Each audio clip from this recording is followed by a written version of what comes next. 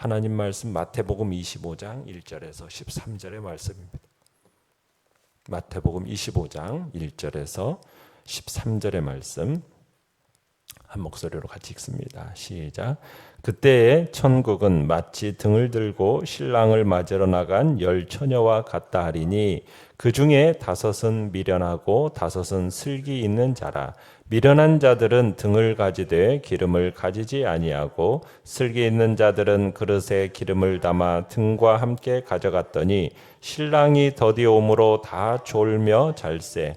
밤중에 소리가 나되 보라 신랑이로다 맞으러 나오라 하매 이에 그 처녀들이 다 일어나 등을 준비할세. 미련한 자들이 슬기 있는 자들에게 이르되 우리 등불이 꺼져가니 너희 기름을 좀 나누어 달라 하거늘 슬기 있는 자들이 대답하여 이르되 우리와 너희가 쓰기에 다 부족할까 하노니 차라리 파는 자들에게 가서 너희 쓸 것을 사라 하니 그들이 사러 간 사이에 신랑이 오므로 준비하였던 자들은 함께 혼인잔치에 들어가고 문은 닫힌지라. 그 후에 남은 처녀들이 와서 이르되 주여 주여 우리에게 열어주소서. 대답하여 이르되 진실로 너희에게 이르노니 내가 너희를 알지 못하노라 하였느니라. 그런즉 깨어 있으라. 너희는 그날과 그때를 알지 못하느니라. 아멘. 오늘 말씀의 제목은 신랑이 온다, 기름은 준비했는가? 라는 제목으로 말씀을 나눕니다. 주님의 오심과 종말이라는 주제를 오늘 본문은 혼인잔치에 올 신랑을 맞으려고 하는 10 처녀와 같다, 이렇게 1절에 말하고 있습니다. 당시 유대 풍습은 해가 져서 어둑어둑해지면 혼인잔치를 시작했습니다. 신랑이 신부의 집에 가서 신부를 데리고 마을에 도착하면 그때부터 이제 혼인잔치가 시작된 거죠. 그런데 요즘과는 달리 신랑이 늦어질 때가 많았습니다. 그리고 날이 어두워지면 요즘 같지 않기 때문에 아주 캄캄합니다. 그래서 신랑 신부가 마을에 도착하면 등불을 든 사람이 마을 전체를 앞서거니 뒤서거니 하면서 이렇게 잔치가 시작이 되는 거예요. 모두가 기다리고 있는 이 혼인잔치, 신랑의 도착과 함께 이제 시작이 됩니다. 내용 관찰 문제 1번을 보시면 미련한 5 처녀와 슬기로운 5 처녀의 차이점과 공통점은 무엇입니까?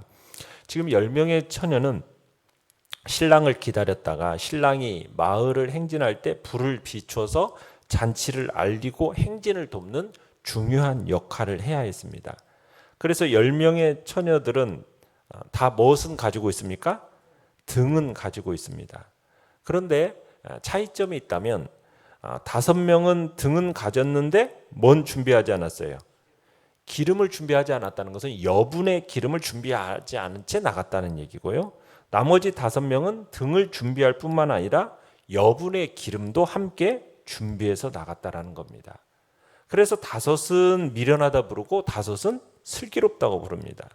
그러니까 신랑을 맞이하러 가는 데 있어서 기름이 이미 담겨 있는 등만 들고 가면 안 되고 여분의 기름을 준비해서 가야 된다는 거예요. 왜 그것이 필요했겠어요? 신랑이 언제 올지 모르기 때문입니다. 그러니까 5명의 이 슬기로운 처녀들은 신랑이 늦어져도 신랑이 가야 할 길을 밝혀내는 일에 실패하지 않도록 하기 위해서 지금 여분의 기름을 준비해 간 겁니다. 그에 비해 5명의 어리석은 처녀들은 지금 신랑을 맞이할 준비를 하고 있는 것 같지만은 전혀 지금 준비가 되어 있지 않다라는 거죠. 내용 관찰 문제 2번입니다. 신랑이 늦게 도착했기 때문에 처녀들이 겪게 된 어려움은 무엇입니까? 자, 5절에 보시면 신랑이 더디오니까 10명의 처녀가 하나같이 뭐하고 있습니까? 신랑을 기다리다가 모두 다 지쳐서 졸며 잠들었습니다.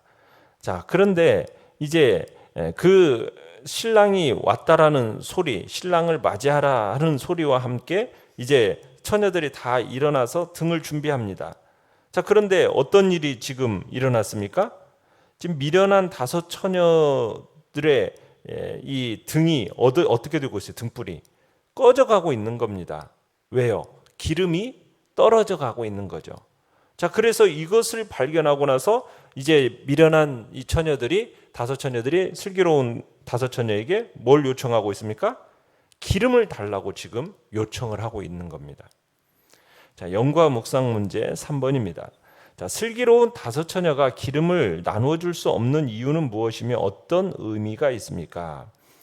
지금 신랑이 온 이때는 어떤 일을 하도록 이들에게 지금 주어져 있는 거예요. 길을 밝혀야 됩니다. 길을 밝혀줘야 돼요. 그런데 기름이 도중에 떨어져서 잔치가 망치는 일이 없도록 해야 되는 것이 이 처녀들의 임무입니다. 그래서 지금 슬기로운 다섯 처녀가 이 미련한 다섯 처녀에게 기름을 못 나눠주겠다고 하는 거예요. 왜? 만약 나눠졌다가 10명 모두 다가 기름이 떨어져 버리면은 잔치가 어떻게 돼 버려요? 잔치가 이게 그러면은 완전 망치는 거 아닙니까? 그러니까 지금 이 슬기로운 처녀가 미련한 다섯 처녀에게 나눠주지 못하겠다고 한 이유는 자기만 살기 위함이 아니고 또 이기적이고 자기중심적이고 자기만 살고 싶어서 안 된다고 얘기한 게 아니에요. 이유는 뭐예요? 혼인잔치에 방해가 되는 일이 일어나면 안 되기 때문에 기름을 나누어 줄 수가 없다는 거예요. 만약 기름을 나누어 주면은 혼인잔치가 시작됐다가 도중에 기름이 다 떨어져 버리면 어떻게 돼 버리는 거예요? 불이 다 꺼져 버리면은 잔치가 완전히 망쳐버리는 거예요. 그런 위험을 막기 위해서 지금 나눠줄 수 없다. 지금 이렇게 이야기하고 있는 겁니다. 자, 이들이 지금 등을 밝히기 위해서 나갔는데 여벌의 기름이 왜 필요한 거예요? 기름이 등을 밝히면서 기름이 자꾸 타들어가니까 그러는 겁니다. 그래서 불이 꺼지지 않도록 만일의 사태를 대비한 여벌의 기름이 필요했던 거예요. 여러분, 기름의 특성이라는 게 뭐예요? 기름의 특성은 보충되지 않으면 고갈된다는 겁니다. 계속해서 반복적으로 이게 새로워지지 않으면 고갈될 수 있는 뭔가를 지금 가르치고 있는 거예요. 자, 그러면 지금 여기에서 말하는 여벌의 기름이라는 것은 무엇을 의미하는 것일까요? 그건 다름 아닌 믿음입니다. 믿음. 주님이 오실 때 열린 하나님의 나라 안으로 들어가는 우리에게 주님이 기대하는 반응, 그건 믿음입니다. 우리가 믿음으로 구원받고 믿음으로 하나님 나라 안에 들어가요. 그런데 그 믿음이라는 것이요, 그냥 단지 불신자의 상태에 있다가 어떤 특별한 사건으로 거치면서 한번 믿으면 영원토록 천국에 들어간다. 여러분, 이렇게 성경은 가르치지 않았습니다. 여러분이 믿어서 천국 안으로 들어오면은 그때부터 뭘 사용해야 됩니까? 여러분이 하나님 나라의 백성이 되게 하고 하나님 나라 안으로 들어온 그 믿음을 사용하면서 살아야 되는 거예요. 그때 그냥 한 번만 딱 믿음을 사용해버리고 나면은 그다음부터는 믿음을 사용하지 않느냐? 그게 아니잖아요. 그죠? 그 믿음이라는 것은 그때부터 믿음을 사용하면서 살아가는 거예요. 그래서 사도 바울이 로마서에서 뭐라고 얘기하고 있습니까? 믿음으로 믿음에 이르게 한다. 이런 표현을 쓰고 있어요.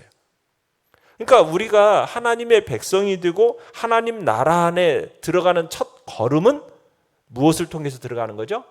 믿음이죠.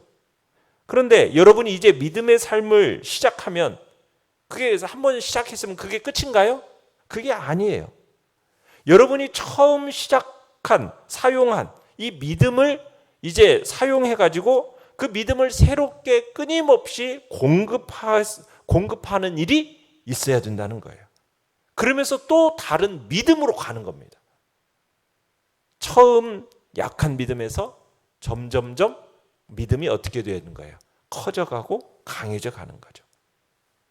지금 혼인잔치 시작을 알리면서 신랑이 오실 때 우리가 처음에 주님을 만났던 그 믿음, 그걸 너무 오래 사용했기 때문에 다 메말라버리는 그런 믿음이 되어서는 안 된다는 거예요. 그 믿음이 여전히 불을 환히 밝혀서 주님의 오심을 마음을 다해서 기뻐 맞이할 수 있도록 그 믿음을 만들어내야 되는 겁니다. 그래서 우리의 믿음은 끝없이 새로워지고 반복해서 살아나고 온전해지도록 공급되고 보충되어져야 하는 거라는 거죠. 그래서 주님과 함께 이게 혼인잔치에 참여하는 그 영광스러운 날이, 그날이 오기 전까지 여러분이 시작한 이 믿음의 첫걸음, 그냥 한 번 듣기만 하면 일사천리로 가는 믿음이 아닙니다. 여러분은 그 믿음을 잃어버리지 않도록, 그 믿음이 약해지지 않도록, 세상의 유혹들과 세상의 시련과 수많은 낙심천만한 그런 삶 속에서 우리의 믿음이 고갈되지 않도록 끊임없이 여분의 기름이 늘 제공되어져야 한다는 겁니다. 여러분의 믿음이 한순간 그저 불을 태우고 고갈되어 버리지 않도록 해야 됩니다. 여러분의 이 믿음이 주님이 오실 때까지 조금도 꺼지지 않고 하나님 나라에 온전히 들어갈 수 있도록 끝없이 새롭게 하심이 필요하다라는 이야기죠. 세상의 유혹과 시련을 통과해 가지만은 믿음의 담력이 약해지지 않도록 끊임없이 공급되어지고 끝없이 새로워지는 그 과정들이 우리에게 필요한 것입니다. 우리가 인생이기 때문에 지치고 주님이 오심이 지체되면요 지치고 상할 수밖에 없어요. 그러나 그게 전부가 아니에요. 우리는 주님의 오실 날을 마음을 다해서 그 마음을 기울이고 어찌하든 주님을 즐겨 맞을 수 있는 믿음의 기름이 메마르지 않도록 우리 해야 할 것입니다. 하나님 앞에서 어제와 다른 오늘이 되고 오늘과 다른 내일이 되도록 우리는 끝없이 믿음의 여벌의 기름이 더해져서 다 태워져서 그냥 메말라 버린 일이 일어나지 않도록 우리는 이 믿음을 더 새롭게 하면서 이 땅을 살아가야겠습니다. 주님의 오심을 여러분 목마르게 사모하고 기대하면서 이 땅에 어떤 시련과 어려움이 오더라도 나는 믿음으로 주님을 기쁘시게 영접할 사람이 되도록 내가 이 여벌의 기름을 절대로 마르지 않도록 하겠다. 유혹이 많은 이 세상 가운데서 절대로 마음을 빼앗기지 않고 주님의 다시 오심을 바라보면서 믿음의 등불을 밝혀내는 것, 이것이 바로 우리 성도의 삶임을 주님이 말씀하고 계시는 겁니다. 느낀 점 4번입니다. 신랑이 올 때까지 불을 밝힐 수 있는 기름을 준비하지 않아 혼인잔치에 참여하지 못한 처녀를 보며 무엇을 느낍니까? 주님의 오심을 사모함으로 준비하는 시간이라는 것은 여러분 지금이다라는 것을 느끼게 됩니다. 주님이 오시고 나면요 준비할 시간이 있어요 없어요? 없어요. 주님이 오시기 전까지 준비하는 겁니다. 주님이 오시고 나면은 아무리 서둘러 기름을 사려고 해도 사지지가 않는 거예요. 기회는 언제입니까? 이 땅에서입니다. 하나님이 이 땅에서 기회를 주시는 이 시간이에요. 이 시간에 우리는 천국 안으로 들어가는 이 보배 같은 믿음을 가져야 하는 거고, 그리고 보배로운 이 믿음을 계속해서 성장시켜 가야 되는 겁니다. 그런데 너무나도 어리석게도 많은 사람들이 언제나 가능할 것처럼 여기는 거예요. 때가 되면은 여러분 우리가 원해도 생기지 않는 그 순간이 올 겁니다. 더 이상 시간이 더 이상 안 되는 시간이 반드시 올 거예요. 하나님께서 한 영혼이라도 정말 주의 품으로 돌아오기를 기다리시면서 지금 때를 지체하고 있는 이 지금이 생명에 이르는 믿음으로 들어가야 하는 시기인 겁니다. 그리고 또한 믿음 한번 가졌으니 문제없다. 여러분 이렇게 생각하면 안 됩니다. 그 믿음에 여벌의 기름이 더해져야 돼요. 다 불태워져서 사라지지 않도록 끊임없이 지금 이 믿음이 공급되어지고 새로워지고 준비되어야 하는 것입니다. 여러분 때가 남아있는 게 아닙니다.